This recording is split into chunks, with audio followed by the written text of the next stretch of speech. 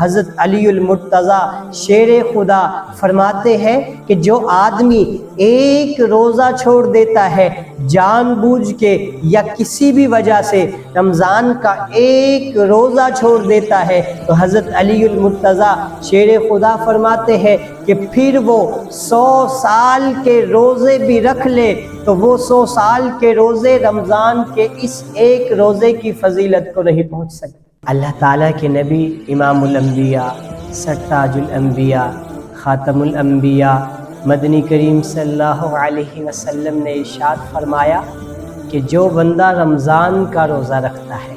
رمضان المبارک کا جو روزہ رکھتا ہے، تو اس روزے کی اتنی فضیلت ہے،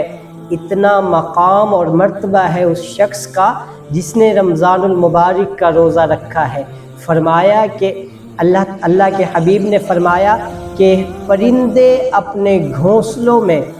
اس روزے دار کے لیے اللہ سے مغفرت کی دعا کرتے ہیں، اور یہ جو کیڑے ہیں یہ اپنے سوراخوں میں اللہ سے اس روزے دار کی مغفرت کے لیے دعا کرتے ہیں، اور جو مچھلیاں ہیں یہ سمندر کے اندھیروں میں اس روزے دار کے لیے اللہ سے مغفرت کی دعا کرتی ہیں۔ اور اللہ کے نبی صلی اللہ علیہ وسلم نے فرمایا کہ وہ فرشتے جو عرش کو اٹھانے والے فرشتے ہیں وہ بھی اس روزے دار کے لیے اللہ سے مغفرت کی دعا کرتے ہیں۔ اور اللہ کے نبی صلی اللہ علیہ وسلم نے فرمایا کہ اللہ فرماتے ہیں کہ روزہ میرے لیے ہے، روزہ میرے لیے ہے اور اس کا بدلہ بھی میں خود ہوں۔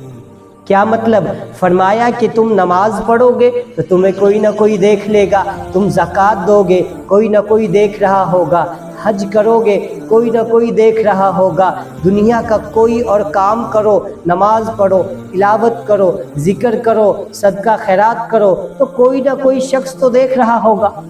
لیکن دیکھو یہ روزہ ایک ایسی مخفی عبادت ہے کہ جس بندے نے رکھا ہوا ہے یا تو روزہ رکھنے والا جانتا ہے یا رب ذوالجلال جانتا ہے۔